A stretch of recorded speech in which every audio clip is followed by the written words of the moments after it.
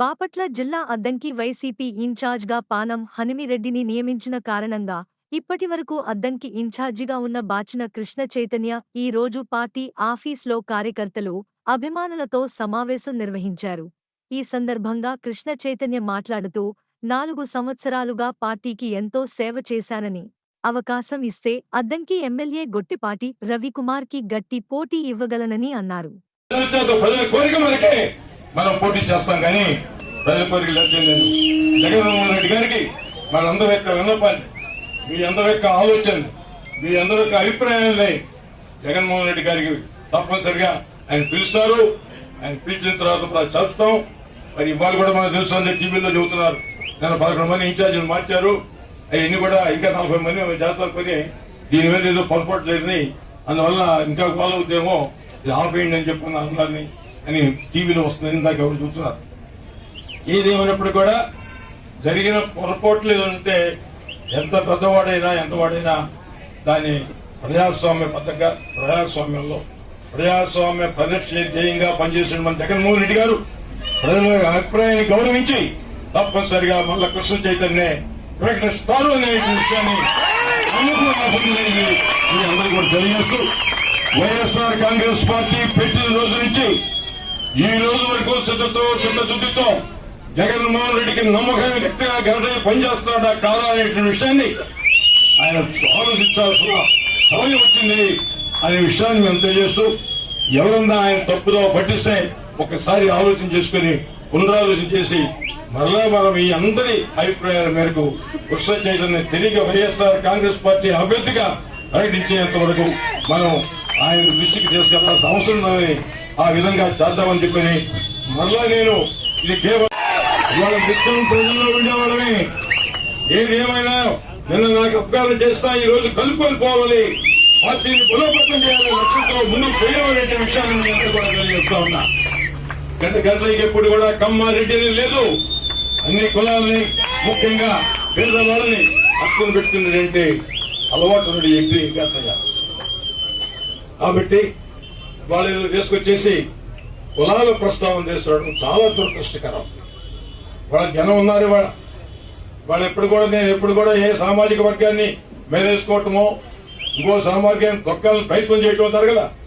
అందరినీ కలుపుకొని పార్టీకి శ్రద్ధతో పనిచేసే విధంగా ముందుకు తీసుకెళ్ళడానికి ప్రయత్నం చేస్తున్నాను అనే విషయాన్ని మీ అందరూ దృష్టిలో పెట్టుకొని రేపు జరగబోయే ఎన్నికలు ఇప్పుడు చాలా రోజులు ఉన్నాయి.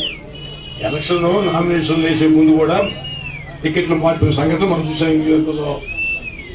కాబట్టి దాని నుంచి ఏమీ నిరాశపడద్దు. పొరపాటున ఎవడన్నా అవి చేస్తాం, ఎవడో మాట్లాడుతారు కొన్ని ఆవేశంలోది.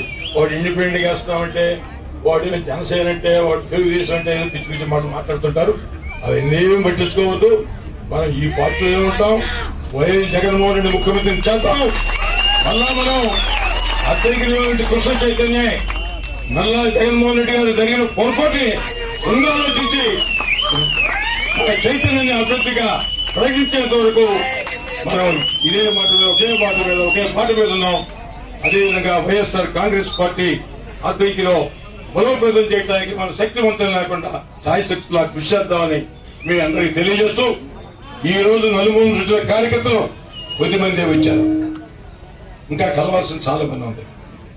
ఈ రోజు 4 సంవత్సరాల 2 నెలల కాలం నుంచి కూడా వైఎస్ఆర్ పార్టీ కోసం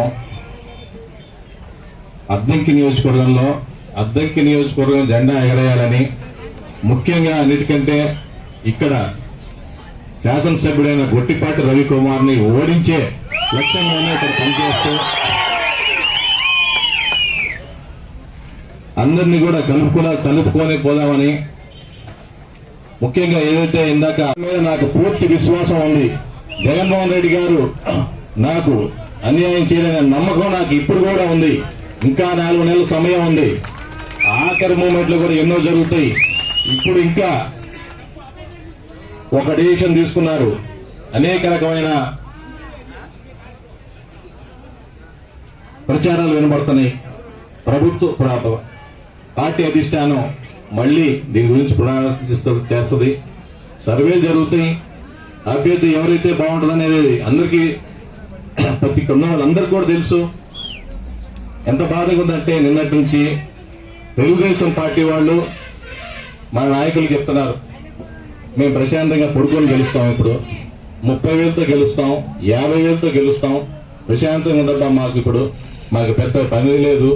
ఒకరైతే ఉదయం 10 మేము రవికుమార్ ఇంటి నుంచి చెల్లూరుపేట నుంచి బయలుదేరి ఇక్కడికి వచ్చేటప్పుడు ఎలక్షన్ ముగిస్తామని మాటలు మాట్లాడుతుంటే చాలా బాధగా అనిపిస్తుంది.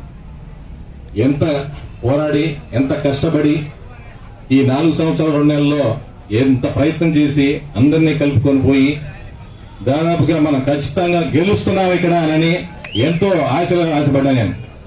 ఎన్నో కలలు కన్నా ముఖ్యమంత్రి గారికి మన నాయకుడు జగన్మోహన్ రెడ్డి గారికి అద్దంకి నియోజకవర్గానికి కానుకగా ఇద్దామని. ఈ 4 సంవత్సరాల 2 నెలల కాలంలో మనమంతా కుటుంబ సభ్యులు ఎన్నో పొరపాట్లు కూడా నేను కూడా చేసుంటా, అన్ని కరెక్ట్ చేశానని నేను అన్నాను. తప్పుదాలు జరుగుతుంటాయి. కుటుంబం అన్నాక మన అందరితో ఇప్పుడు నాకు మా నాన్నగారికి కూడా ఏదో వాగ్దానాలు జరుగుతుంటాయి.